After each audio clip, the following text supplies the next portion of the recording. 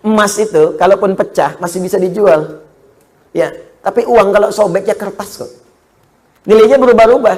Makanya sekarang selalu mengalami devaluasi. Menurut saya bukan mengalami penurunan tuh, memang nilainya diturunkan dengan kepentingan tertentu. Dulu itu masih menggunakan emas.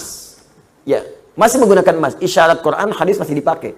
Bahkan di Amerika pun masih pakai. Pada tahun 1930-an, 1934 dari 1932 itu diuji coba. Dia ada sekumpulan orang berkumpul memikirkan sikap monopoli. Bagaimana memonopoli dunia dari sistem keuangan. Maka diwujudkanlah uang kertas itu. Diuji coba asalnya di negara barat sana. Lokal sifatnya. Lokal. Apa yang diuji coba? Ditarik emas-emas dari penduduk lokal, dibuatlah uang kertas. Yang tidak mematuhi diberikan hukuman. Maka dari situ diberikan uang kertas, tapi uang kertas itu masih punya nilai setara dengan emas.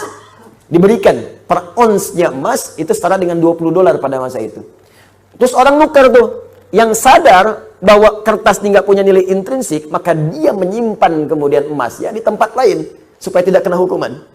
Ini kisah nyata ini, nanti ada perjanjiannya. Nah, teman-teman sekalian, apa yang terjadi? Ketika uang itu sudah menyebar dan emasnya cukup terkumpul, maka diturunkan, didevaluasi nilainya. Yang tadinya per onsnya $20, ya, diturunkan nilainya. Seakan-akan harga emas itu jadi naik, padahal emas itu segitu-gitu aja. Ya, uangnya turun lagi. Jadi berapa? $35. Ya. Nilainya terus bertambah. Jadi seakan-akan jadi mahal gitu. Ya, padahal uangnya diturunkan. Nilai uangnya yang turun, bukan barang yang naik. Apa yang terjadi ketika mereka melihat kemudian jadi nilai itu berkurang, si emas itu kemudian punya nilai lagi, disetarakan lagi, akhirnya mereka borong lagi. Melihat uji cobanya berhasil, maka dipaksakanlah ke seluruh dunia. Maka dipaksa mata uang yang kita gunakan untuk turun nilainya. Mata uang mereka naik.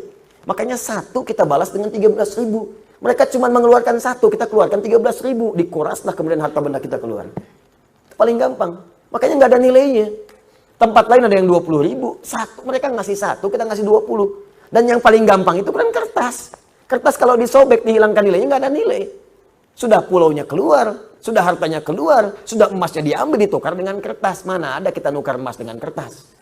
Kertas nggak ada nilainya, disobek udah hilang. Bagaimana sekarang kalau mereka hilangkan? Kami sudah tidak menggunakan sistem uang lagi. Sementara harta benda kita sudah pindah. Apa yang mau kita sesali kemudian hari?